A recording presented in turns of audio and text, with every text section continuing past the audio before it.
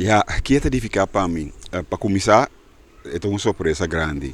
Lo que significa, porque é um reconhecimento, mas explica a mim, de 35 anos de ativismo em diferentes terrenos, riba terreno ambiental, riba terreno de direitos humanos, mas também riba terreno de direitos de LGBT, de gente com sexualidade diferente.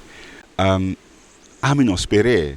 Me não esperei simplesmente para sobra. E a última parte é que eu 3 quartos de inteiro período, dos 27 anos largo, me estava porta-voz de Organização Foco, porta-voz de assunto não, direito não, questionam que é importante de reconhecimento e acaba com discriminação de gente não, que seja homossexual ou transgênero, etc.